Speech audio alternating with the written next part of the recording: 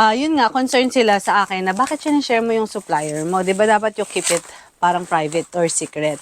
And ito naman yung sagot ko.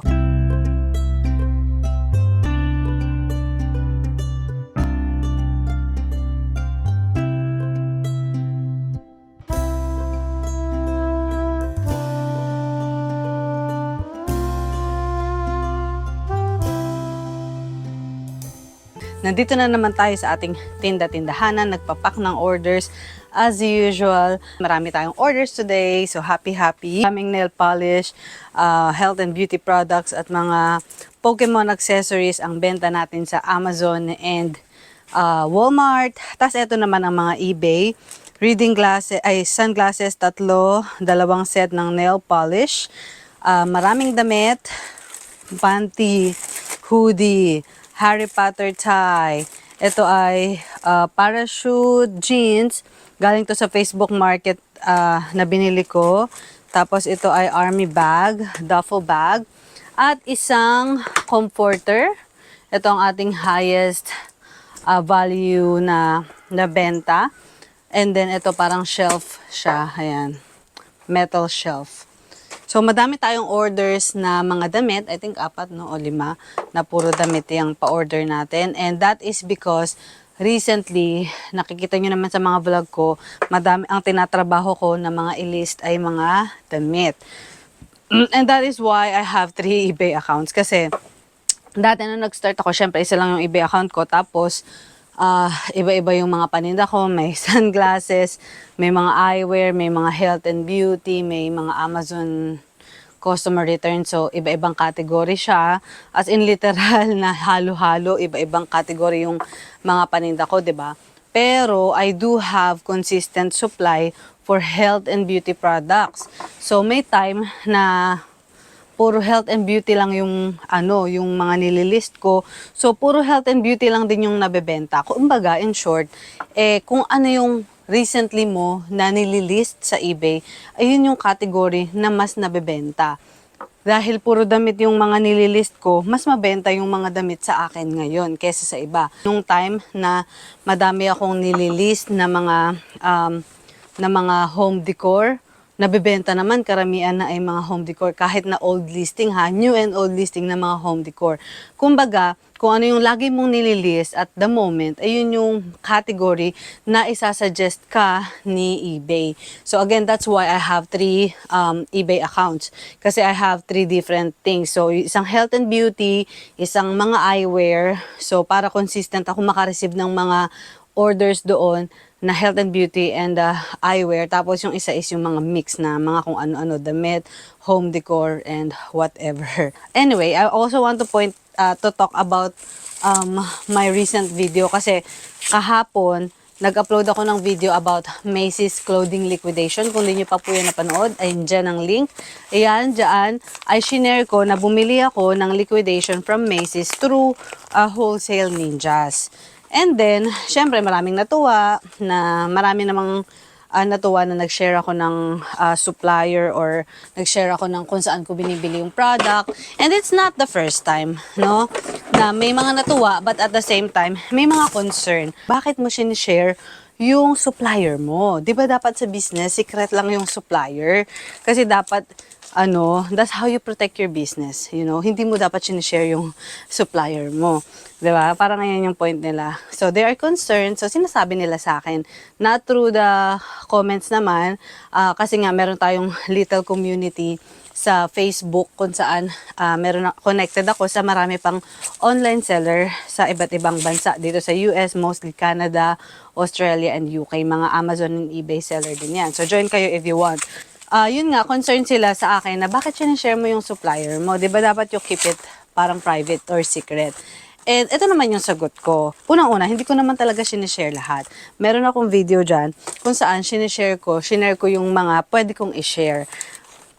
Yung mga supplier ko for a specific product. For example, meron akong supplier ng mga health and beauty for a specific brand na binibenta ko sa Amazon FBA. Hindi ko yan sinishare kasi ayan yung mataas yung competition, di ba? So, syempre meron din tayong hindi i-share. Pero bakit sinishare ko yung mga liquidation? Bakit okay lang sa akin na i-share yung mga source ko for liquidation? Unang-una, kasi sa liquidation, you never get the same product. So for example, yung Macy's na video ko, no, na mga damit, nakita nyo naman, very random yung nakuha ko. Meron ako mga nakuhang Calvin Klein na mga damit, ano pa ba, basta magagandang brand. Kung napanood nyo na yung video na yun, magagandang brand. So, ayun nga, kung bibili kayo ng Macy's clothing from the same website, hindi ibig sabihin na iyon din yung makukuha ninyo ng mga damit. Not exactly the same. So, ganun din kapag sa Amazon return. So, let's say, bumili ako ng Amazon return liquidation sa warehouse or sa liquidation.com or sa bulk.com. Pag bumili ako dyan, it doesn't mean naman na pag bumili din kayo dun, ay makukuha nyo yung exact same thing na nakuha ko. So, it's very random products kasi. Maliwanag ba yun? Maganda ba yung pagka-explain ko dun? Kumbaga, hindi tayo magiging competition. 'Di ba? Kasi magkaiba pa din yung makukuha natin. Another example, meron ako dating nabili na mga plush, mga squishmallow na mga laruan. I think 2 o 1 pallet, sobrang dami, no? And then, ang dami nagtanong sa akin, saan mo to nabili? Saan mo to nabili? So, sinabi ko sa kanila kung saan ko nabili. Pero not necessarily na makakakuha sila ng ganong product. Kasi, ang liquidation ay very random nga lang. So, kung ano lang yung meron sila, yun lang yung ibebenta nila at the moment. So, syempre, may mga nagtanong sa akin, tinuro ko kung saan. Pagpunta nila doon, wala na yung squishmallow kasi one time lang yun. Unless, madami silang squishmallow, tapos, or yung mga plush nga or laruan, tapos, may natira pa sila na hindi ko binili lahat. Diba? So, again, I shared it dahil I know na magkakaiba naman yung makukuha natin. It's always different every time. So, kung bibili kayo ng Amazon return, dahil shinare ko yung kagaya ng mga nakuha ko, nakikita nyo naman yung unboxing ko, kung ano yung nakukuha ko, it doesn't mean na ganun din yung inyong makukuha. It's very, very random. It can be better, it can be worse. Diba? So, yun. Gusto ko lang yun i-address today.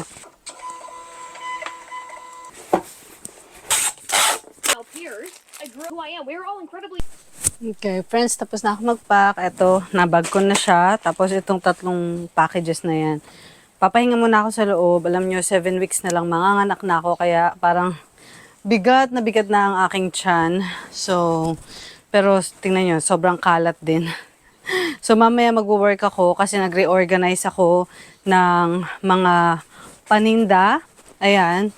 Nakita niyo yung taas, binabakante ko, ilalagay ko dyan mga sapatos, yung mga sapatos na nakuha ko sa Kohl's liquidation. Hindi ko pa na-unbox pero alam ko maraming sapatos. So, ibabakante ko yung taas na yan para sa mga sapatos. So, ayun, nagre-reorganize ako. More space para sa mga bagong product. So, papasok muna ako.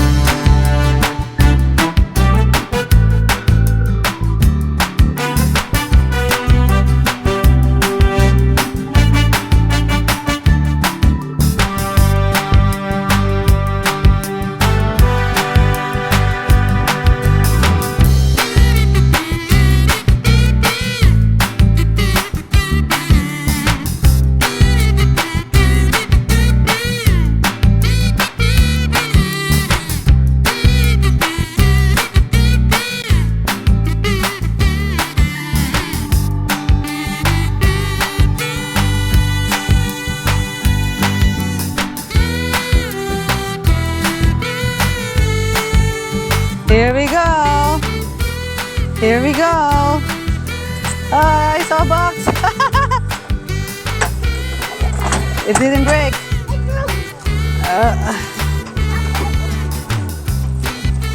Pick that up, Lucas. Go, pick it up.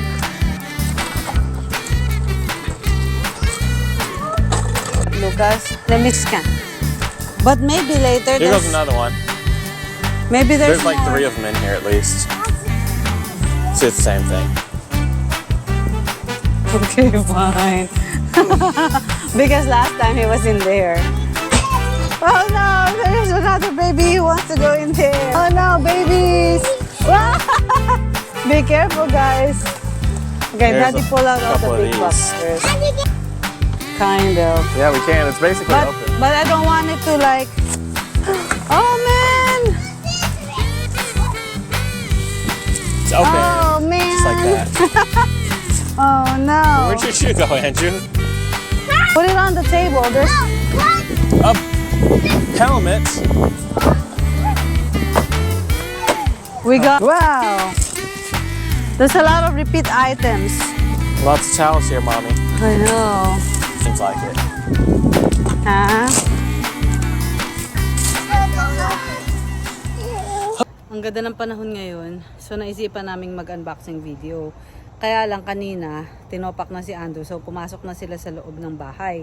Di ba namili kami, 2 liquidation palette from Kohl's at 2 liquidation palette from Amazon. So ito yung isa na Kohl's. Tapos nasa trailer pa yung isa pang Kohl's din. Ito. Yung nasa dulo, mga sapatos. Ito naman ay mga Amazon. Mga Amazon din.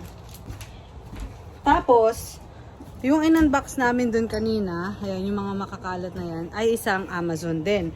So, 4 na pallet. And then, gusto ko lang ipakita sa inyo itong natira. Meron ako ditong package, yung slide, 2, yung upuan, 3, yung pangatlo yung tool set, pang-4 yung cabinet set, tapos pang-5 yung sauna na nandun sa likod. Yan, 5 items na lang yung natitira na galing sa Sam's Club liquidation na in-unbox namin probably more than a month ago. So kung napanood nyo yun, ayan na lang yung natira. Hinihingal talaga ako. Anyway, so ayun nga, nag-a-unbox ako. Pero binibideo ko kanina yon, nag-unbox ako. Pero abangan nyo na lang po yung unboxing video namin for the Amazon customer return. And sobrang haba kasi kung isasama ko pa today. So gusto ko lang ipakita sa inyo kung ano yung ginawa namin today. And then yung 2 bata, kasama na nasa loob na, kasama yung daddy nila. Kasi nakakuha na sila ng laruan galing sa Amazon customer return na liquidation. So may laruan na sila, iniwanan na nila ako. Yung naglalaro na sila sa loob. And then, after nito, aalis kami, magla-lunch kami doon sa bagong Filipino restaurant dito sa amin. So, first time namin itatry yun, samahan nyo kami. Papunta na kami sa Filipino restaurant to eat lunch. And then, after that, we're gonna deliver.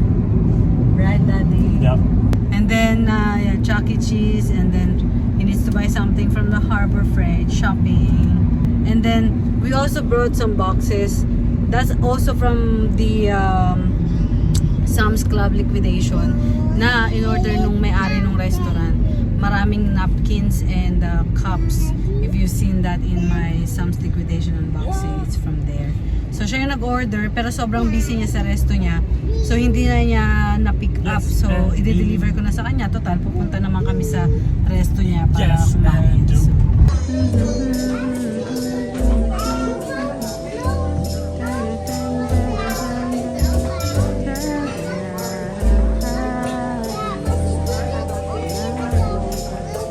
So, fishbowl. And try? Try. And then manginis.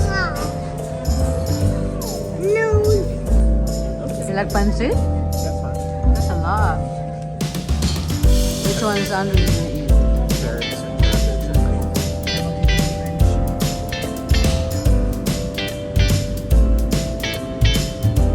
Nabusog ang mga bata. Bagsak. Busog-lusog. Ayan. Tapos nag-deliver na kami. First stop. Tapos isa pang deliver UPS.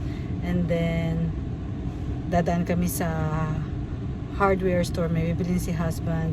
Ewan ko, gusto pa din nila magpunta sa Chuck E. Cheese. Yung Chuck E. Cheese kasi parang arcade siya. Tapos meron ako na-avail na parang $11.99 na parang monthly na subscription or parang membership. So sobrang mura niya. Imagine $11.99 for 1 month.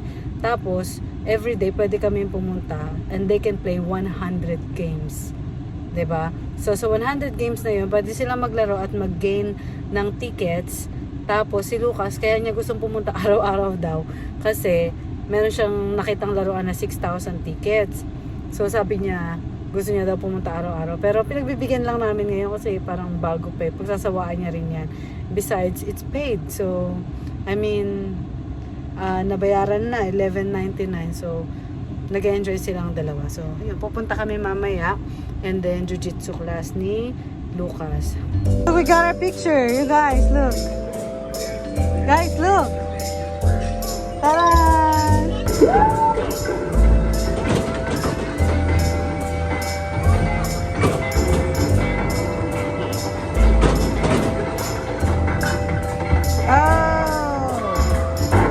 Three. Three tickets. Okay, try again. Try again. Go, Andrew.